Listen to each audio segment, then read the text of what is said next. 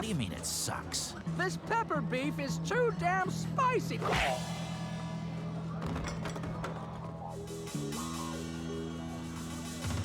What are you talking about? This is good. How's it going, guys? Pepper Beef Too Spicy here. Hope you guys are doing alright.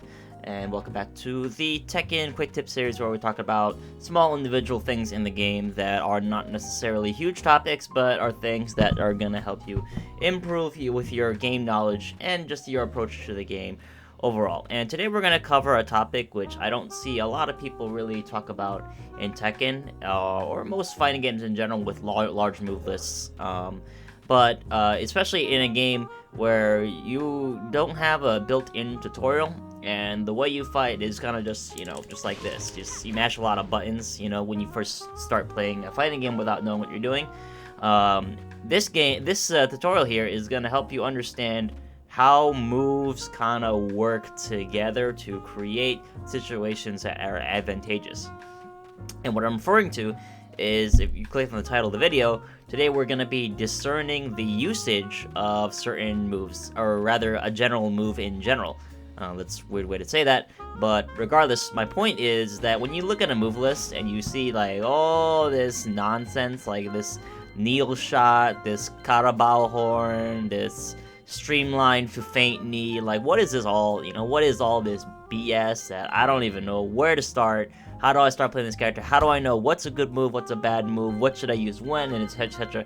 So especially not only if you are learning Tekken for the first time, but also if you are learning a new character, this may be a good way to learn how to start using the character's tools to the fullest and understand what you're doing, and not just randomly attacking without having any idea of what you're actually trying to do, but having like a game plan. So what I'm talking about is we're gonna talk about move traits or move properties, and there are a lot of properties to every move. And some of this actually makes it kind of intimidating from a certain standpoint, because every move has so many different types of properties.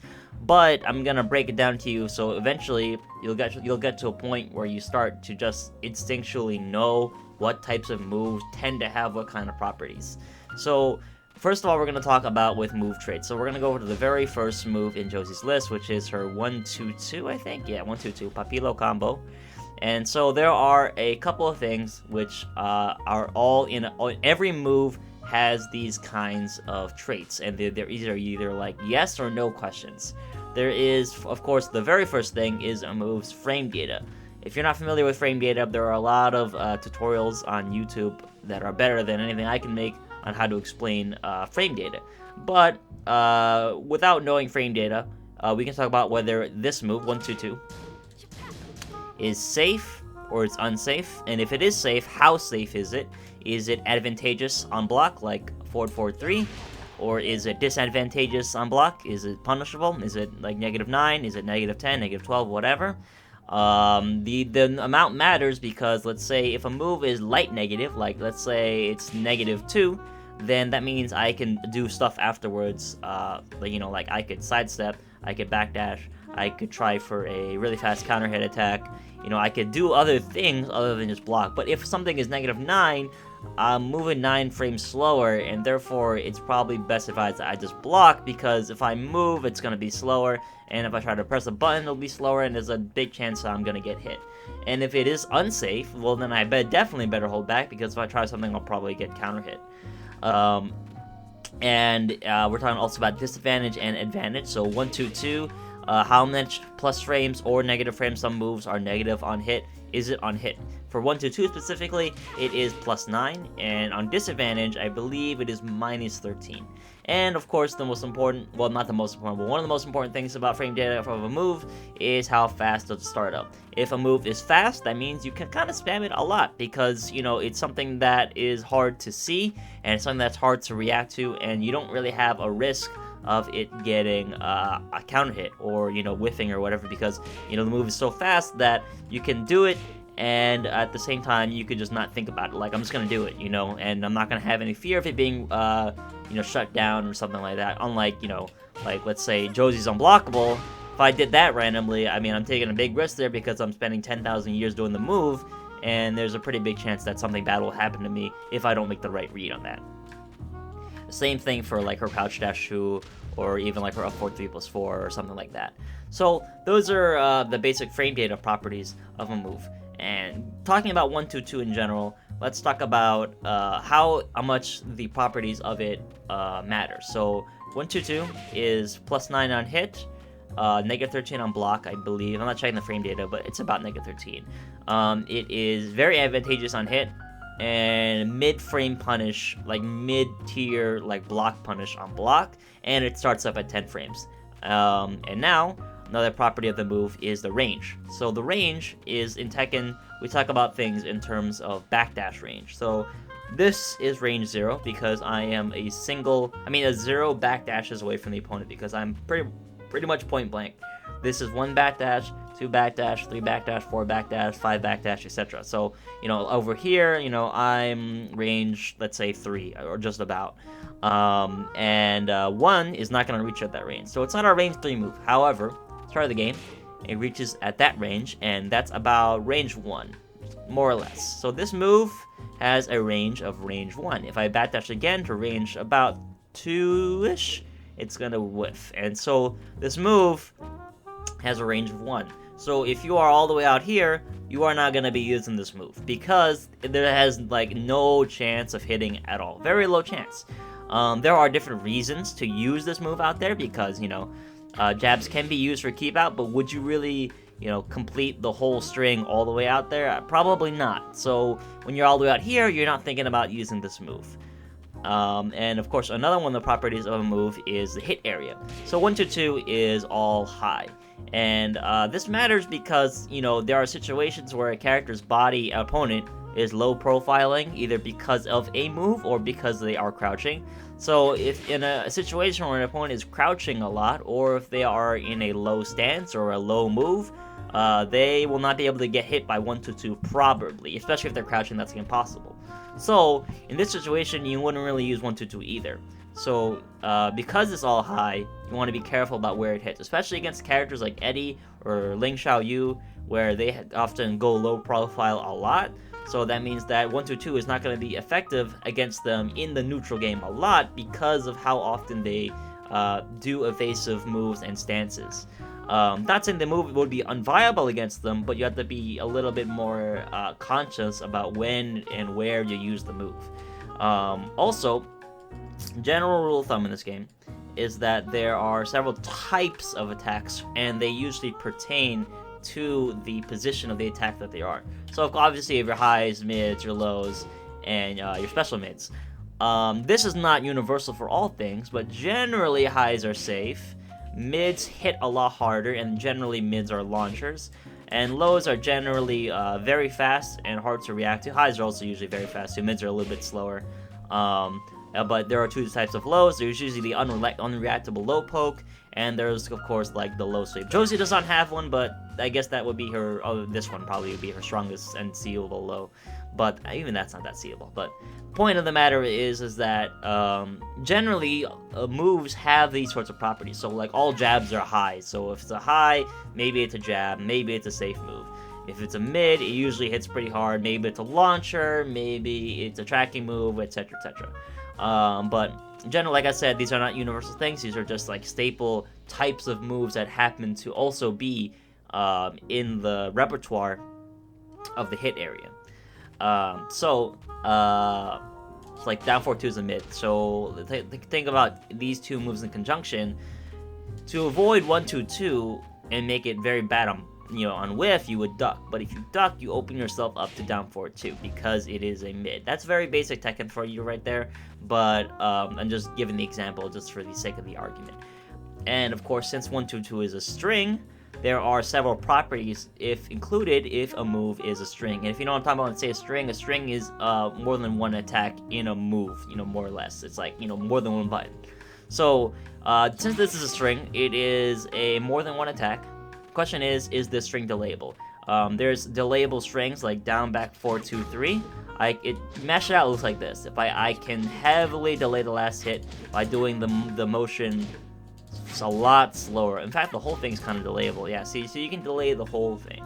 And the purpose of delaying it is to throw off the opponent's timing into whether the move is done or not. So if I did this a lot, but then I delayed the last hit, and the opponent thought the move was done, and they tried to take advantage of their turn, and they're trying to attack me since my move is done. But if my move is not really done, and I delayed it into the last hit, then they'll probably get counter hit, and that results in that. So, you know, pretty good type of example for delaying a move. It's to throw off opponent's awareness and timing. And since 1-2-2, if I try to really like slow down the input of the move, I can't go from 1-2 to 1-2-2. I have to press the whole thing in a consecutive sequence. So pretty much 1-2-2 is not delayable. So we already crossed out that it's not delayable. So if we do this move, we have to commit to it. If we can't do it like this and like do it slowly. Is it a mix-up? Well, when we talk about is it a mix-up, we talk about moves that are similar to this move, but are have different inputs. So we have 1-2-3, and we have 1-2-4, and we have 1-2 down 4, 1-2 down 4-4. So these are all moves that come out of 1-2. So we could do 1-2 by itself. We could do 1-2-4. We could do 1-2 down 4-4. We start 1-2 down 3. Wait, it's 1-2. There we go. I don't know. Input was messing up. There we could do 1-2 down 4-4. We could do 1-2-3, or we could do 1-2-2, or we could even do 1-2-1-4-3. But which of these is actually the mix-up? 1-4-3 is kind of a different move in its entirety, so we're mostly just looking at 1-2. And let's look at the properties of all three of these moves. We have 1-2-2, which is high, high, high, high, and we have 1-2-4, which is high, high, but leads into the stance. We have 1-2-3, which is high, high, mid, and we have 1-2 down 4 into another high. So this is what I'm talking about as a mix-up, is because the move starts out the same, but the follow-up is not always guaranteed to be the same thing every time. For example, for this string, I don't really have a mix-up out of this because I can't change what moves come out of the attack. Like, I can't do down 4, you know, out of this attack. I can't change it into, like, let me do a hop kick in the middle. However, for 1-2, I can do 1-2 stance, 1-2 low, 1-2 mid, etc., etc. So these are other properties is where these moves sort of cover each other, because if there is a mix-up in the string, that means that the follow-up is not guaranteed to be one way or the other. So that means that if the opponent sees 1-2-4 a lot, let's say, then they'll start ducking the last hit, and they duck the last hit, then okay, well then now I know that next time I do 1-2, maybe I should use the mid because he's expecting the high, and if he's ducking the high, he'll get hit by the mid. And that's one example of it right there. Another example also is the fact that if 1-2 down 4 counter hits, then you get the last hit guaranteed. So if I do like that, the last hit normally wouldn't work unless the third hit was counter hit. So if you think about it, what's a situation where that move would counter hit? It would probably be in a situation where the opponent tends to press buttons, attack, whatever, right after 1-2. So if you do 1-2, 1-2, and then every time you do 1-2, opponent always challenged you. He always contested you. It was always like, all right, I'm gonna take this 1-2 and I'm gonna do something with it, you know? That's a tell that the opponent likes to do that. So that is an opportunity to create a counter hit.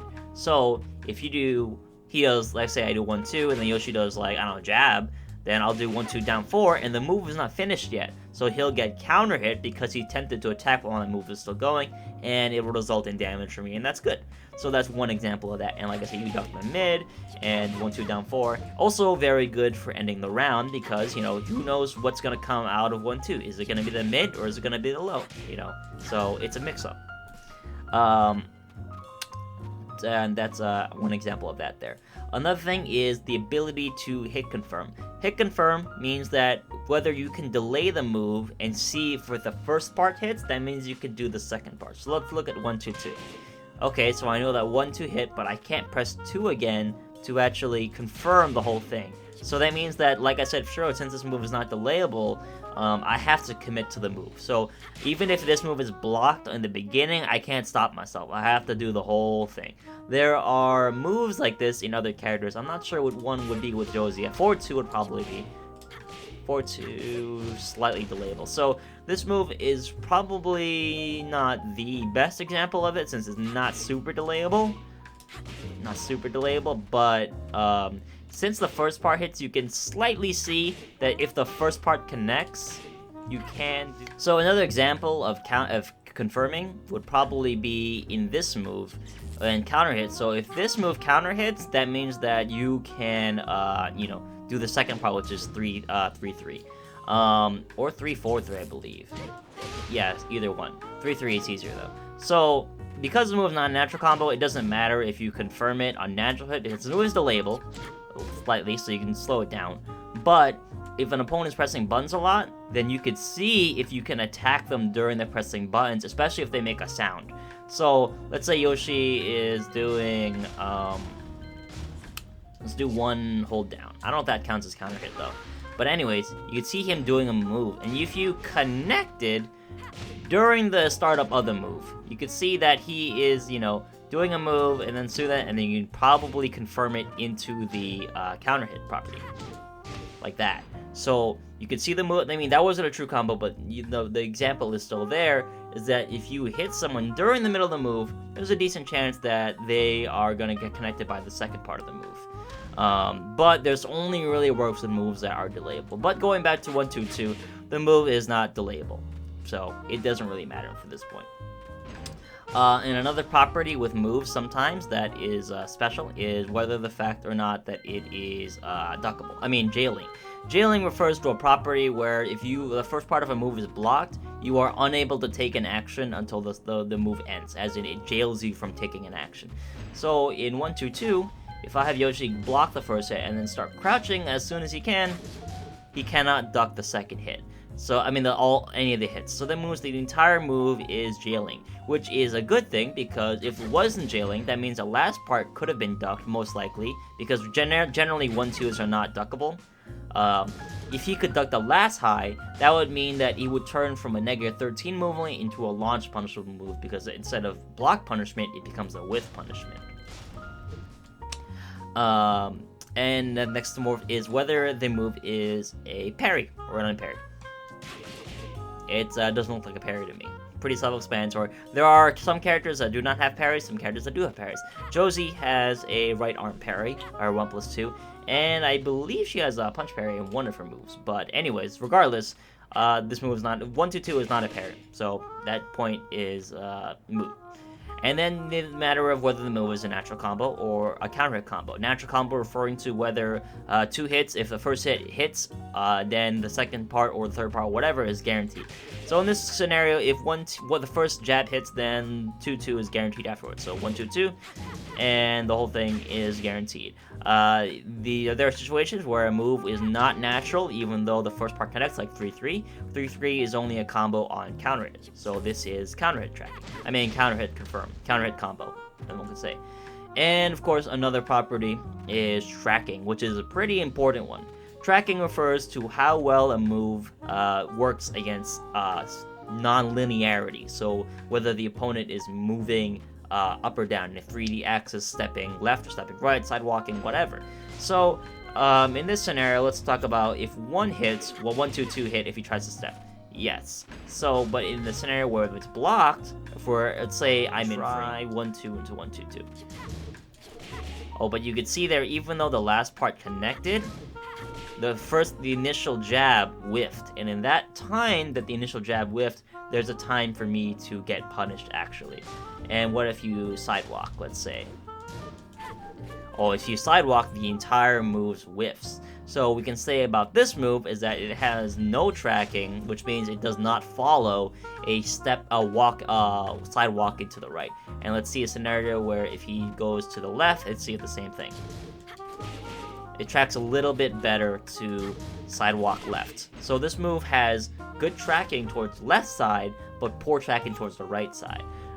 This sort of individual tracking information actually helps with whether a move is good or not to use when an opponent is stepping a lot. So while homing moves like back 3 or 3+4 or 4-4-4 are good homing moves, they are not always the move of choice when an opponent is stepping, because sometimes they're too slow, sometimes they're too predictable. So it's good to look up your options on whether you can use more than just a homing move to track an opponent who is stepping a lot. So going over everything so far, we've got our frame data for 122. We've got its +9 on hits. We've got its -13 on block. Starts up at 10 frames. It's a range 1 move. It hits all high. It's not a delayable string. There is mix-ups out of the initial 1-2. It is not hit confirmable. Not a parry, and it's not a power crush either. It's a natural combo. It's not a counter. It is a counter hit combo too. That usually is the same thing. It's if a move is natural combo, then it's pretty much a counter hit combo too. And it tracks a little bit to sidestep left, but doesn't really track sidestep right too much. So now we have all these properties of the move. And so we think about, alright, so what do we think about it? It's fast, so that means we could spam it a lot, especially at range 1, because we can contest a lot of stuff. We can beat out slower moves, we can force an opponent to respond, because like it's attack, it's attack, it's attack, it's attack, you know? But because 122 is unsafe, maybe we shouldn't throw it out too much, because we can get punished for it. And since it's not confirmable, we can't use 122 with like guaranteed success. So it's like, if I do 122, so since 122 is unsafe, we can't really throw it out and back off if we fucked up and, you know, are blocked. So maybe we shouldn't always commit to the 122. Maybe we should do the other moves in the move list. Maybe you should do 124, since this is pretty much safe. But 124 is high, and it's still save trouble. That last kick from 124, that's duckable. So that turns into a situation where in that situation, I can get launched for that because it can possibly be ducked. So when you think about all these things together, that means that this move is probably a Punisher, because if it's blocked, a -10 move, I can use the punch -10. And since I use a move that does a decent amount of damage, 25, and results in me being 9 frame advantage, that makes it very, very good to try and hit this move often, because of just how much advantage it gives me on hit. However, because it is unsafe, it's not something we throw out unless we can get guaranteed success out of it. If we want to stay a little bit safer, maybe we'll use different transitions, like just 1-2 by itself. Maybe we'll use 1-2-4. Maybe we'll use 1-2 down 4-4. These are a little bit more safer options than 1-2-2, because it's so, it's not super risky, but there is risk to using it. So a smarter usage of it would be to just be a Punisher. So now we've discerned that 122 is a Punisher, and I'm not gonna go through all of Josie's move list. I'm just gonna talk about how we could use all of the traits that we've learned from 122 and transfer it into other moves. So let's talk about. So now we've got also 3-2, and 3-2. Also 3 is special because 3 has a lot of follow-ups. 3 has 3-2, which is the mid. We have 3-3, which is a high, which is safe, and we have 3-4-3, which jumping animation, so it crushes lows and pushes down. But none of these are natural combos for 3-2. Well, not even 3-2. I thought 3-2 was. None of these are natural combos, so we know that 3 is not really used as a Punisher. And now we know also that we have 2 mids here. We have a mid that's faster. We have a slow mid, but does more damage if I have it hit by itself. And it knocks down, and it wall splats, and does a lot of damage. And it defeats lows because of the jumping animation. It makes lows miss, whiff, whatever. And we have 3-3, which is the second hit, I believe, tracks really well. And the move is a safe high with not a lot of frame disadvantage on block. So now we have a mix-up here. We have either stand and block that high, or try to duck it. But if you try to duck it, you might get hit by that, or you might get hit by that. But because 3-4-3 is slower, if an opponent ducks and then reacts quickly, like with a wall standing 4 with a fast move, then maybe our 3-4-3 will get floated, and that's not good. So instead of that, maybe we'll use 3-2, since this is way faster. Now 3 has an additional mix-up where it's 3 forward. 3-2 forward, rather. 3-2 forward, feints the 3-2 and goes straight into the crouch dash mix-up. So I can do 3-2 like that, and 3-2 crouch dash 2 or crouch dash 3, right? Yeah. So I could do some pretty hefty damaging moves from 3 into the mix-up. However, because this is a slow transition where I can't like do the move right away, I can be interrupted out of that. So, because I can be interrupted though, I'm protected by the fact that that's not guaranteed my follow-up. I could do 3 into nothing, I could do 3-2, I could do 3-3, I could do 3-4-3, or I could really do 3-2-4. So it's a mix-up. It's not guaranteed that I use any of that stuff. My option out of it is completely up in the air. It depends on my tendency, it depends on what I'm thinking about, depends on what I'm thinking you're thinking about, so on and so forth. And so now we know that this move, 3, is good on counter hit. If 3 counter hits, it gives a lot of cool things like 3-4-3, 3-2, 3-3, which also wall splats and knocks down. And if we counter hit this, we get a guaranteed mix-up here. If this hits in general, I get a guaranteed mix-up because I'm in advantage frames. Or rather, not guaranteed, but like, a good opportunity to apply a mix-up, which would be the crouch dash mix-up. And it has pretty good range. It comes out maybe about range 2 or so. However, the move, I believe, is pretty linear. So this 3-string has all these great things going for it. It's got good range, it hits mid, it's kind of fast. 3 by itself is safe. It's got safe follow-ups like 3-3. It's got multiple mix-ups, a high and a mid mix-up, and a crouch dash mix-up. It's not a natural combo, so you don't use it as Punisher, but it is a counter hit combo, so you can use it for counter hit baiting. Not a parry. It is counter hit confirmable, so if I see this hits, I can do the follow-up. And it's got a lot of mix-ups in it. So all these things are great. But, of course, a move has to have a downside. And the downside to 3 is that the tracking on 3 is not really the best if I have it blocked. Sidestep right, left, and sidestep right. So, in Tekken is intentionally balanced this way, where you have moves that have great benefits, but because they have all these great benefits, they need to have some kind of downside. And the downside to 3 has all these great like mix-ups, frame data, confirming, counter hit, mix-up, all these great things, Hits mid, it's fast, good range, but it loses the tracking. So if this move got stepped a lot, then it eliminates 3 entirely, because if you're stepping a lot, I can't use 3. So as great as this move is, it is completely beaten by stepping. And that's sort of what I mean, is that you can use this both for defensive and advantage and offense, like learning capabilities. Like, you could learn how to use this move and when not to use this move. And if you are learning against a character and you have problems with 3 overall, then you can learn that, oh well, if I'm having trouble with 3 a lot, I'm just gonna start stepping. And if you are the Josie player, you could say that, oh well, he's stepping a lot, so I shouldn't use 3 for him stepping, or I should get him to stop stepping so I can use 3.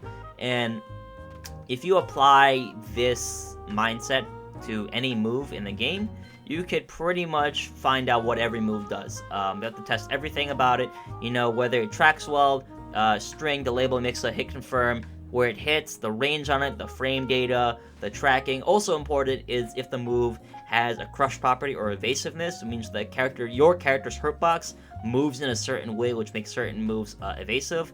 For example, if I do down back 2, Josie ducks her head in a little bit, so actually it makes her evasive to highs. A really good scenario of this is her back 3+4 sway back. As you can see, she's bending over a lot back, so she actually has a really good chance of making highs miss on her, and maybe even some mids. Up 4-3, actually, from Josie Butterfly Edge, is a really, really infamous for making a lot of weird stuff miss on her. So it makes her hurtbox, her character model, very difficult to hit sometimes. And for the purposes of the move, as you can see, Josie's in the air. So while she's in the air, lows are not going to hit her because obviously lows are attacking the ground area, and Josie's not on the ground anymore. Same goes for like a hop kick, or let's say forward 1+2 also leaves the ground, or like let's say up 4 3+4 also slightly leaves the ground, not too much though. And you have all these sorts of things. So that's pretty much the gist of it.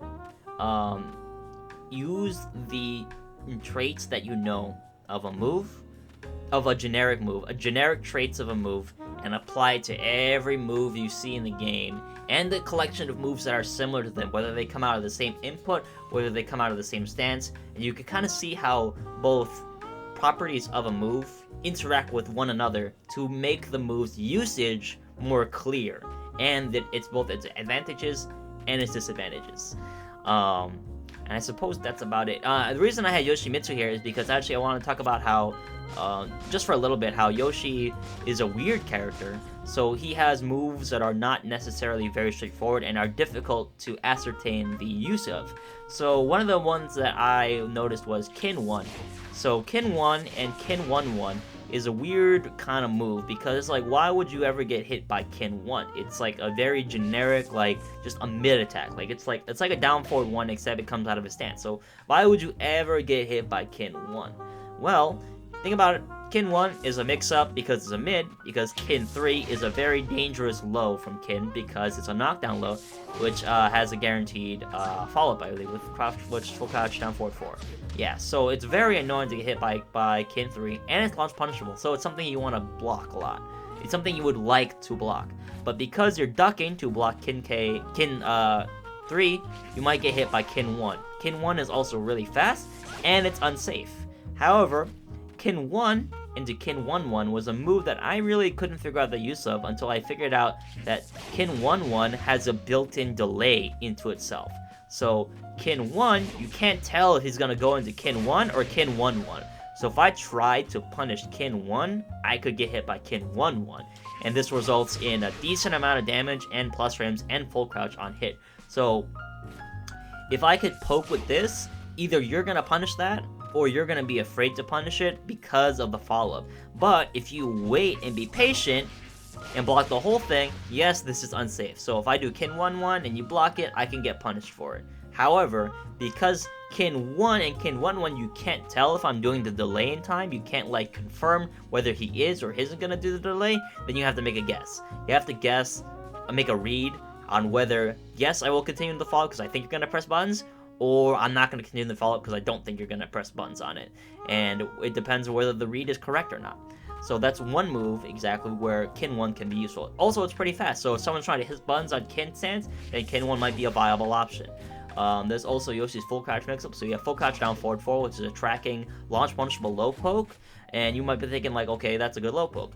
But if people are trying to block that, you can mix them up with Kin up forward 3, full crouch up forward 3, or wall standing 2-1, which is a launcher, so if they try to block the low, they get hit by mid launcher, or if you don't want to be that unsafe, you can do wall standing 4, or you could do wall standing 2 into back turn, and then, now you're in back turn, so now you have a back turn mix up. So, like I said, move properties are all very dependent on what moves are next to them, and the type of move that they are. Are they high reward? They do a lot of damage, launcher, wall carry, do they have a lot of range, where does it hit, is it slow, is it fast, is it safe, is it unsafe, is it plus on block, really negative or not so negative on block, is it 0 on block, is it a parry, does it have power crush properties, is it a natural combo, is it a counter hit combo, how does it track, is it delayable, is it a mix-up, is it hit confirm, can you hit confirm it rather. So these move properties pretty important to determining how to both defend and how to use the character. And once you find the character's most advantageous moves, for example, for Josie, her down forward 2 is -13, which is unsafe, which is not generic for a down forward 2 because most down forward 2s are safe.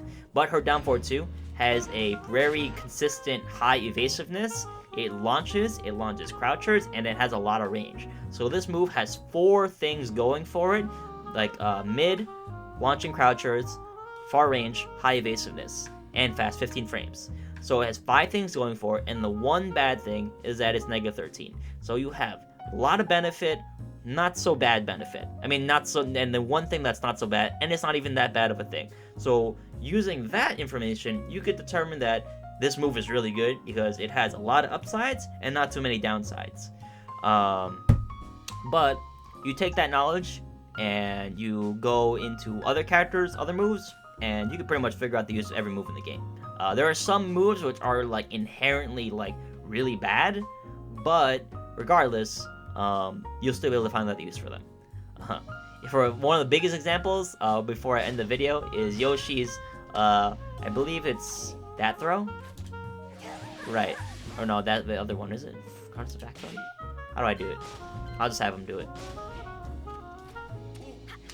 So you would think that this move sucks, because Yoshi drains life from himself, and it's not breakable. So if you break it, you just get life, so it's good for you. However, the one use that I learned about this from Josh Chen was that if you use this move, it results in rage, and in this situation, the opponent probably thinks you're trolling him, because they're like, wow, he just gave me health, this is so easy, I'm gonna kill him now. So after this situation, opponent's probably gonna press a button, because you're like, wow, I just got health and he lost health, time to press my advantage. In this situation, if you drain your health high enough, you could get rage, and you could do a rage art. And so, his button pressing is gonna be predictable, and your button press is gonna eliminate all his button presses. So it's a pretty risky read, but the use of it, that's the use of it. That is the use of the move, to bait people into attacking you. And so, without further ado, thank you guys for watching, and stay tuned for more tech quick tips and other tutorials. Follow the channel, check out Arcade Impact, all the good stuff. Thank you guys for watching. I'll see you guys later.